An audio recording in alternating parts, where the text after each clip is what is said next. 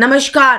केंद्रीय कर्मचारियों के लिए यूनिफाइड पेंशन स्कीम अधिसूचित जाने एनपीएस और ओपीएस में कौन बेहतर। केंद्रीय सरकार के कर्मचारियों के लिए वित्त मंत्रालय ने यूनिफाइड पेंशन स्कीम को नेशनल पेंशन सिस्टम के तहत एक विकल्प के रूप में नोटिफाई किया है। ये योजना 1 अप्रैल 2025 से प्रभावी होगी और इसका उद्देश्य कर्मचारियों के लिए सुनिश्चित भुगतान, संरचित रिटायरमेंट बेनिफिट और अधिक फ्लेक्सिबिलिटी देना है। यूनिफाइड पेंशन स्कीम की केंद्रीय सरकार कर्मचारियों के लिए जो नेशनल पेंशन सिस्टम का तहत आते हैं, ये योजना केवल कुछ विशेष परिस्थितियों में ही सुनिश्चित भुगतान प्रदान करती है। उदाहरण के लिए 10वीं प्लस वर्षों की सेवा करने वाले कर्मचारी, FR 56 के तहत बिना दंड के सेवानिवृत्त होने वाले कर्मचारी और 25 वर्षों की सेवा के बाद स्वैच्छिक सेवानिवृत्त होने वाले कर्मचारी इस योजना के तहत सुनिश्चित भुगतान प्राप्त करेंगे। हालांकि इस्तीफे, बर्खास्तगी या सेवा से हटाने के मामलों में ये भुगतान लागू नहीं होगा। ओपीएस की बहाली की मांग जारी।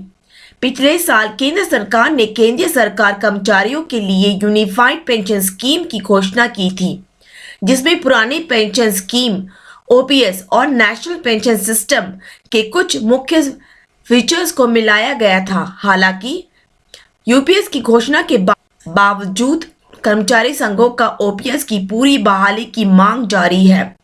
यूपीएस में कर्मचारियों को अपनी बेसिक सैलरी का 10% योगदान करना होगा, जबकि सरकार 18.5% का योगदान करेगी। जबकि ओपीएस में कोई कर्मचारी योगदान नहीं था और कर्मचारियों को उनके आखिरी वेतन का 50% पेंशन मिलता था। यूपीएस के तहत पेंशन राशि में सुरक्षा दी जाती है और यह महंगाई से भी जुड़ी होती है, लेकिन कुछ कर्मचारी इस स्वैच्छिक योगदान से असंतुष्ट है। उनका मानना है कि ओपीएस में कोई मासिक योगदान नहीं था और सरकार पूरी पेंशन का बोझ उठाती थी। इस वजह से यूपीएस से संबंधित असंतोष अभी भी बना हुआ है। विशेषज्ञों का मानना है कि यूपीएस ने कर्मचारी समूह की चिंताओं को पूरी तरह से हल नहीं किया है और कई संघ अब भी ओपीएस की बहाली की मांग कर रहे हैं। यूपीएस, एनपीएस और ओपीएस के बीच कुछ महत्वपूर्ण अंतर है। यूपीएस में कर्मचारियों से 10% बेसिक सैलरी का योगदान लिया जाता है, जबकि एनपीएस में ही यही योगदान होता है। लेकिन ओपीएस में कर्मचारी से कोई योगदान नहीं लिया जाता। सरकार यूपीएस में 18.5% योगदान देती है, जबकि एनपीएस में यह 14% होता है और ओपीएस में पूरी पेंशन सरकार द्वारा दी जाती है।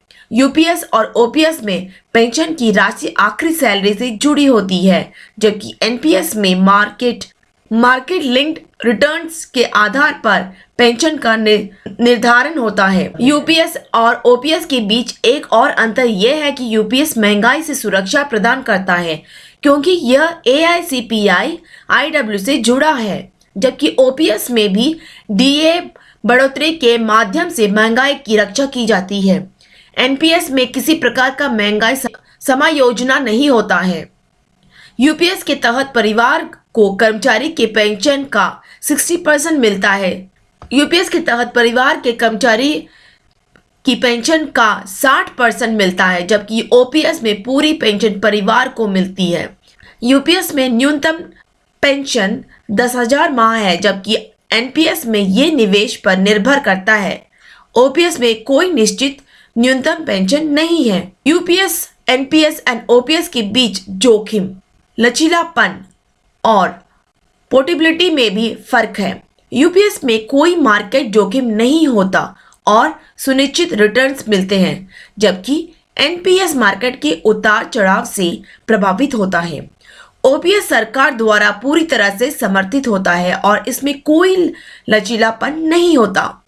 यूपीएस और एनपीएस में कुछ फ्लेक्सिबिलिटी होती है, जहां एनपीएस में निवेश विकल्प होते हैं, जबकि यूपीएस में सुनिश्चित पेंशन होती है। यूपीएस और एनपीएस पोर्टेबल है, लेकिन ओपीएस सिर्फ सरकारी कर्मचारियों के लिए होता है और इसमें पोर्टेबिलिटी नहीं होती है। धन्यवाद।